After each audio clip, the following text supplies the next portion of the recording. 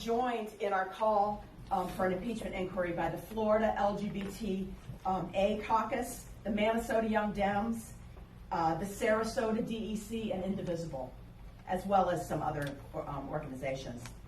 We're calling for the House to investigate fully and completely whether grounds exist for the impeachment of Donald J. Trump.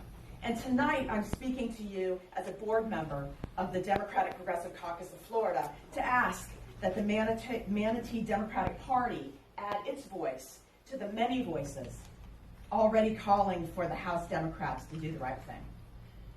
An impeachment inquiry is the right thing. The bottom line is that we simply cannot just look the other way when faced with a criminal president. I don't know why the call for impeachment is often framed as a progressive issue, because there's nothing particularly progressive about it. Impeachment is the remedy provided by the founding fathers to remove a corrupt criminal president who threatens the very existence of our democratic republic. And I'm not being hyperbolic. If we allow Trump to get away with his obstruction and other crimes, that will set a very dangerous precedent that subsequent presidents will no doubt exploit. We cannot allow a precedent to be set that the president is above the law and above Congress. And we cannot capitulate to executive branch bullying, because, as history tells us, that is how democracies die. Most of us probably believe Trump is a criminal worthy of impeachment. Even Nancy Pelosi thinks he's a criminal. She wants him locked up, and so do we. Lock him up. Lock him up. But we also want him impeached. Even if he's not convicted and removed from office, being impeached will be a permanent stain on his legacy, a well-deserved stain. And so far, our refusal to impeach has simply emboldened him. Yet while most of us agree that Trump deserves impeachment, some Democrats worry that impeachment will hurt our chances in 2020. We do not agree with that assessment. In fact, to the contrary, we think that not impeaching Trump is what will hurt us in 2020, because it makes us look weak and ineffective. And that might very well cost us votes, particularly with NPAs. Right now, we look very, very weak, and that is not a good look when you're trying to win the White House. Imagine what the Republicans would do in our place. Hillary Clinton would have been impeached within months, and she didn't even do anything. Some people say that the Democrats got elected to legislate, not impeach. But we can't legislate anything because Trump's manservant, Mitch McConnell, is blocking all the great bills that the Democrats have already passed. In addition, I've read several articles about voters, particularly in African American communities, who say they sent the Democrats to Washington to hold Trump accountable. And they're disappointed to see that that hasn't happened. Some say we should investigate Trump, but not conduct an impeachment inquiry.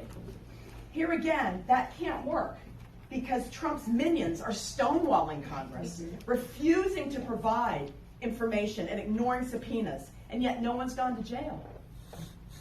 The Republicans are refusing to cooperate, claiming there's no legitimate legislative purpose for congressional demands. That will no longer be the case once we start impeachment. An impeachment hearing provides enhanced powers and a constitutionally mandated rationale for an investigation that the courts will respect. Also, don't forget there's already been an investigation conducted by Mueller that essentially provided all the evidence we need to start impeachment hearings right now. Some people say that the public doesn't support impeachment, but a lot of the public has no knowledge of Trump's crimes because they haven't read the Mueller report and they don't watch MSNBC. Believe it or not, a lot of people think Mueller exonerated Trump because that's what they've been hearing. Televised impeachment proceedings will get the evidence out there, and that will change public opinion. Some people fear impeachment because they believe that impeaching Clinton hurt the Republicans, but that's simply not true. After impeaching Clinton for way less than Trump has done, The Republicans won the next two elections in 2000 and 2004 and have continued to advance their agenda unimpeded ever since. Sure, Clinton's popularity rose, but he was already really popular. Trump's not popular. He's never been popular. And his approval rating has never exceeded 50%. Here's the bottom line. Members of the House all took an oath to uphold the Constitution, and the Constitution gives Congress the near sacred responsibility of holding a criminal president accountable. No one else has the power to do that. The House Democrats need to do the right thing, even if the Republicans won't. We always call on the Republican Party to put country before party, so we need to do the same. Lucky for us, however, in this case, doing the right thing is also the best thing to do strategically. So tonight, I'm asking for your vote. Please join us in calling, well, if somebody makes a motion. Please, I can't vote. Please join us in calling for the House Democrats to start an impeachment hearing as soon as possible. Please vote to ratify our resolution. Thank you very much.